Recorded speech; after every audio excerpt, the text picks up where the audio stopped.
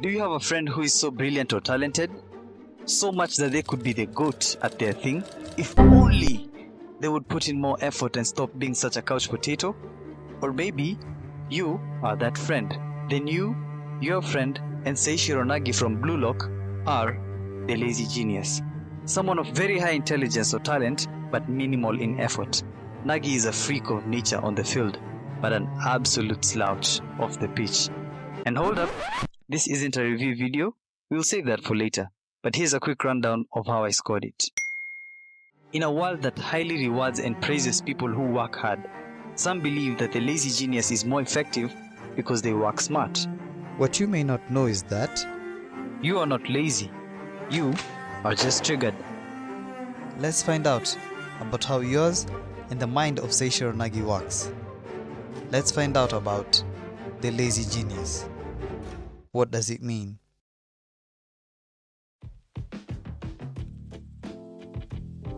So I went to watch Blue Lock episode Nagi about a month ago on the big screen. Blue Lock is a sports anime about soccer.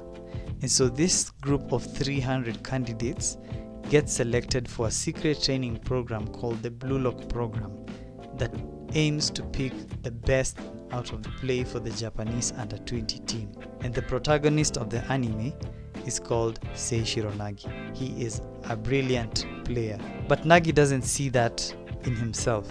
And that caught me because I'm at that point in life where I'm self-assessing, trying to see, are my passions really worth it? Are they going to lead me somewhere? I have seen the potential that I have. However, I am not putting in as much effort as I should be. I get compliments from friends and family. You're smart, you're talented at this thing, but you're not pursuing it well. And I realized I am a lazy genius. Is my laziness a problem for my genius? But I don't feel like I'm lazy.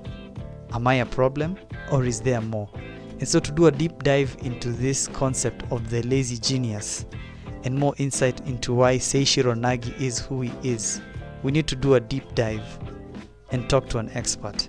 So I sought out the expertise of one Nassim Nkatha. My name is Nassim Nkatha. I'm a wellness expert and also a life coach and a therapist. Artist in quote, because I haven't done any pieces in almost 12 years.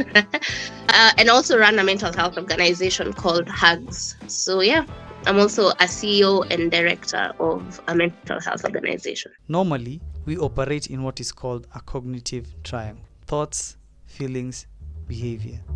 Technically, in a state, your thoughts affect your feelings affect your behavior. And in this concept of the cognitive triangle, there are things we call triggers. So in this case, triggers are anything that incites or induces a thought. We're looking at it in terms of what are some of the thoughts that this lazy genius associates to their talent. One thing that she highlights as triggers is support from family and friends. So in this situation, I'll give you two scenarios. Maybe this person, whatever talent they had, let's say they play soccer, right? And then growing up, maybe they were always told, soccer haitailipa. You get, you're really good at it, yes, but then again, you need to find something else. You either need to study or whatever. So whoever was around them never nurtured that talent.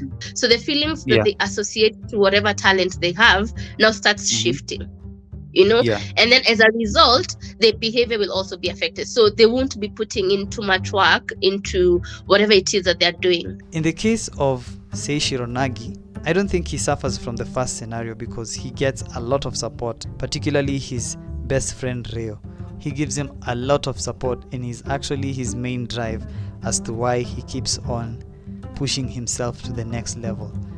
A second scenario she highlights is validation from the same friends and family, to the point where it breeds over into complacency and overconfidence. They grew up, let's say, playing soccer, the same example, and everyone around them would tell them how amazing they are.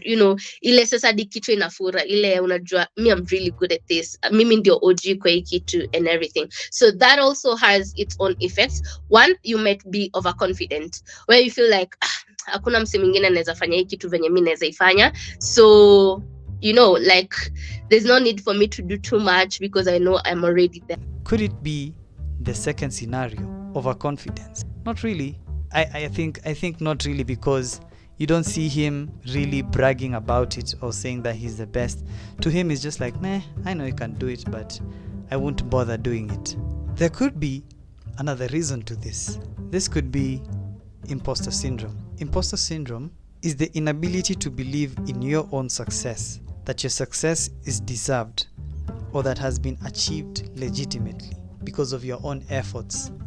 You don't feel like you did it because you're smart, because you're talented. It's because something else was at play, because they just needed someone else to fit into this space. This is where now you start feeling like you're not good enough. You're not good enough in whatever it is that you're doing. You feel like people might realize you're not as talented as they thought you were, and all that. So this is where imposter syndrome kicks in. Mm-hmm. And then when it comes to imposter syndrome, there are certain aspects of imposter syndrome. There's an aspect of imposter syndrome that is associated to perfectionism. So you really want to be perfect in whatever it is that you're doing. Then now you're even scared of trying it out because you feel like if I try it out and it don't turn out as perfect as I want it to be, then I might realize I'm not as good as I thought I was in whatever it is that I'm doing. Nagi doesn't even compare himself to. He doesn't beat himself up that he doesn't. He is just uninterested. So, what is the problem? Could there be another reason? Could it be his own ego? I touch on ego because it's a key element and a key subject of the Blue Lock anime. When being recruited into the Blue Lock program, most of these kids are given a speech by their coach that they need to be very, very egotistical, that they have to want it for themselves so bad that they wouldn't share the spotlight with anyone else. And here's the speech that he gives, that you are in a finals, Japan versus Germany, which is very not realistic in any way. It was fictional and coincidental and was not drawn from any real life events. 6 meters to the right is your teammate. If you pass, your team's guaranteed to score a goal. The championships, the hope of a nation, they're all riding on you. Only an insane egoist could take that shot without a second's hesitation. Now pass through and be transformed. Discard your common sense. Remember, out there on the field, you're the star. This is the opposite of everything I've been taught. Nothing should bring you more joy than your own goals. Live only for that glorious moment. And if you can't, then you're no striker at all. Which begs the question, is ego a bad thing? We tend to look at people who prioritize themselves as selfish and egotistic, and so ego has had a very bad name. And in this case, it might be the reason why Nagi doesn't want to involve himself in putting in effort to be the best player. He has to be dragged to the court because he knows he's too good at it. So let's hear what Nassim has to say about that.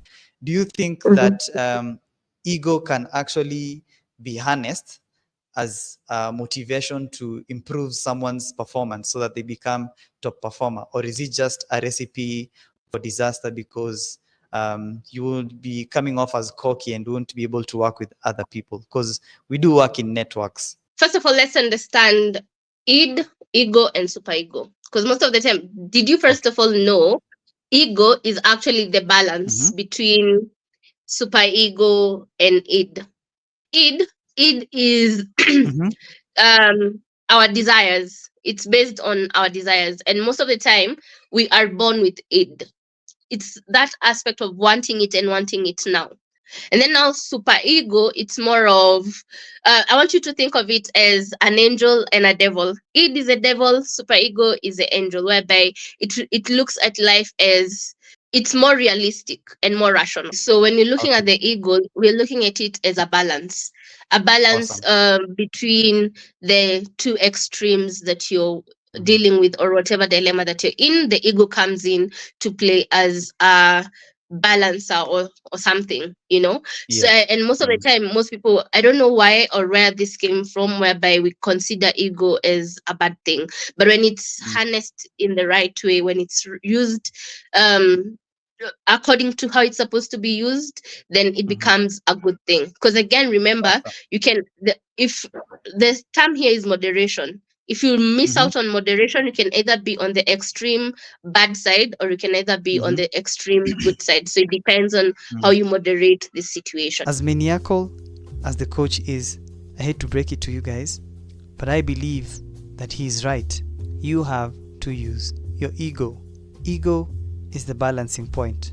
And where I think Nagi gets it wrong is that he tips over into super ego, where he's so reserved that he thinks he should not do anything.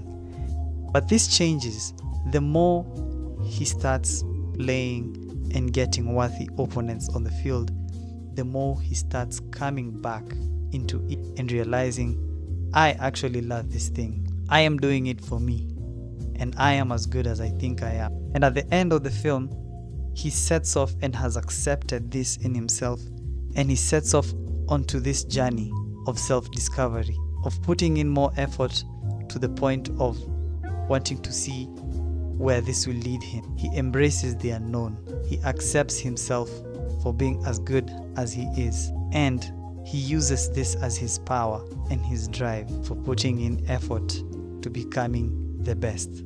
So I believe, ladies and gentlemen, you can and you should harness your ego, because ego is actually a healthy thing, and you should use it to drive you to be the best. And if you're suffering from imposter syndrome, you need to put yourself out there. It sounds like advice that has been given countless of times by self-improvement gurus, but having experienced it, I believe them. The road to confidence is through trial and error. You gain confidence after the action. Action precedes confidence. Like you've seen in Seishiro Nagi, the more he plays, the more confident he becomes, and the more he steps back into his ego and wanting more and better for himself. So if you're out there and you're feeling like you're not good enough, you need to take that chance and take that risk and do it scared. Your passion is something that you love to do and something you're always excited for. And there is a direct correlation between loving what you do and the amount of effort that you put into it. When it comes to passion, passion is associated with what you value and what you get out of it. Your why, basically. Your why is what keeps you pushing. It's what makes you, it's what holds water. I'll give you an example. Whenever, in everything that you do, there'll always be ups and downs. So if your why is not strong enough and you go and hit a bump along the way and everything, it's so easy for you to say, you know what, me nachana na hiki, I give up, I'm done with this and everything. That's why you find so many people will start either businesses, will start working on something. When they're starting, the site is all the way, up and everything. But when something, a small inconvenience or a minor inconvenience hit, they give up on it completely, and then they start another thing and another thing and another thing. When you're talking about passion, we see this through Nagi, because by the end of the film, he starts enjoying this, and because of that enjoyment, that excitement that comes in as he plays, he eventually decides that he's going to discover more. If you haven't identified your passion, you need to be gracious with yourself as you go through that journey of self-discovery. As we work hard and push ourselves to being the best we want to be, we run the risk of fatigue and getting tired.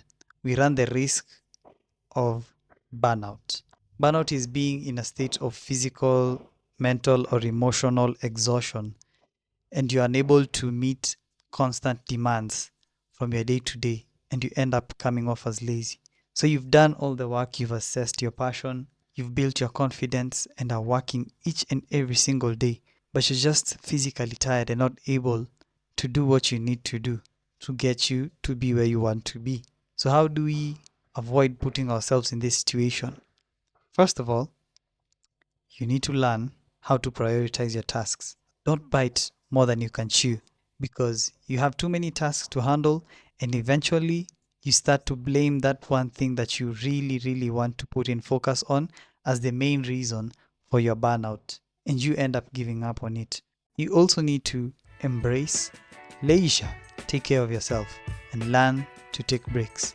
And if you really, really, really need to overcome that feeling of laziness at the last minute, try some of these mindfulness tips that Nassim shares. Either a deep breath, meditation, visualizing and everything. Actually, visualizing, I find it helps with such situations because you're visualizing the project that you're working on and everything. So in the process of visualizing it and everything, it can also help you tap into some sort of motivation to actually work on it. So different mindfulness exercises can help in that particular moment.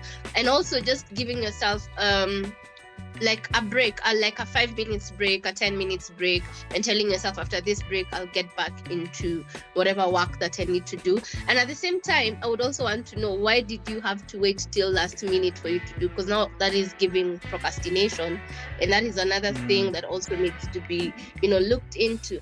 Other than that, ladies and gentlemen, thank you for tuning in to The Lens Surgeon, our first episode of What Does It Mean? I hope you learned something, and I hope that you learned that all your efforts and all your downtimes of non-effort are valid, and that you have the tips and the knowledge of how to circumvent each and every season for you to get the best of the best, to believe in yourself and to be the best version of yourself. And here's your bonus for today. If you're not able to confide in your friends and your family, then you might need professional help. Nassim Nkatha, the guest of our show today, is an excellent life coach and therapist. And if you need any help, you can always reach out to her and she'll assist you. I'll put down her details on where you can find her on social media down in the description below. You can reach out and talk to her anytime. Thank you for tuning in, and see you on the next one. Cheers.